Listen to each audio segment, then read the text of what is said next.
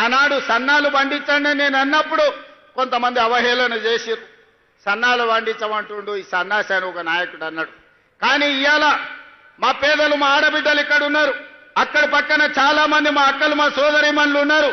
వాళ్ళని నాకు కొంచెం దూరంగా కూర్చోబెట్టారు. కానీ నేను వాళ్ళందరినీ చూస్తున్నా. మా అక్కలందరూ చేయొద్దండి.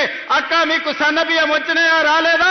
ఇవాళ సన్న బియ్యం ద్వారా మీ పిల్లలకు మంచి అన్నం వండి పెడుతుండ్రా లేదా? మీ ఇంటాయనకు 3 పూటల భోజనం పెడుతుండ్రా లేదా? ఒక్కసారి చెప్పండి. ఇవాళ మా అక్కల ఆడబిడ్డల కళ్ళల్లో సంతోషం చూడండి. ఆయల్లా రేషన్ షాపులో పోతే బియ్యం తెచ్చుకుంటే బర్రెలకు దానా కింద వాడేది, లేకపోతే రేషన్ షాపోడే కిలోకు 10 రూపాయలు మనకిచ్చి వాడే కొనుక్కునేది. కానీ ఇవాళ ఉత్తమ్ కుమార్ రెడ్డి గారి మంత్రిగా ఈరోజు సన్న బియ్యం ప్రతి పేదవాడికి అందించడం ద్వారా బుక్కెడు బువ్వ ఇవాళ సన్న బియ్యంతో మనం తింటున్నాం.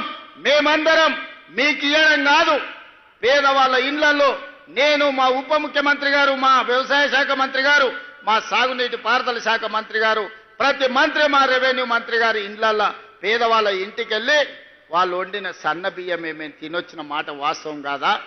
ఆయల్లో సన్నాలు వండియబట్టి ఈనాడు పేదలకందరికీ ఈరోజు సన్న బియ్యం ఇవ్వడం ద్వారా ఈరోజు రేషన్ బియ్యం మనము ఆత్మ గౌరవాన్ని పెంచే విధంగా అవి వండుకొని తింటున్నాము అని అంటే, రైతులు పండించే సన్న బియ్యం మళ్ళీ రైతులకే మీరు వడ్లు పండిస్తే వాటిని బియ్యంగా మార్చి మళ్ళీ పేదలకే సన్న బియ్యం అందిస్తున్నాం. ఈ ప్రభుత్వం మీకు రైతులకు ఉచిత కరెంట్ ఇవ్వడమే కాదు, ప్రతి పేదవాడి ఇంటికి 50 లక్షల పేదలకు 200 యూనిట్లు ఈనాడు ఉచితంగా ఉచిత విద్యుత్ ఇస్తున్న మాట నిజం కాదా? పేదలకందరికీ ఇవాళ 3,10,00,000 మందికి సన్న బియ్యాన్ని రాష్ట్ర ప్రభుత్వం అందిస్తున్న మాట వాస్తవం కాదా? ఇవాళ మా ఆడబిడ్డలు మా అక్కలిడికి వచ్చారు. మా మంత్రి పొన్నం ప్రభాకర్ గారు వేదిక మీద ఉన్నారు. మహాలక్ష్మి పథకం ద్వారా మా ఆడబిడ్డలకు ఆర్టీసీ బస్సుల్లో ఉచిత ప్రయాణం అందించినాం.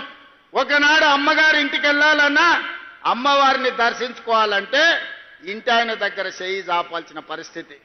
ఇవాళ మా అక్కలకి ఇంటి ఆయన ఆఫీసుకు పోతే అమ్మవారి దర్శనం చేసుకొని అమ్మగారి ఇంటికి పోయి పలకరించి మళ్ళా సాయంత్రానికి ఉచితంగా ఇంటికి వచ్చే ఏర్పాటు మా ఆర్టీసీ బస్సుల్లో మహాలక్ష్మి పథకం ద్వారా ఉచిత ఆర్టీసీ బస్సు ప్రయాణం ఇచ్చినాం.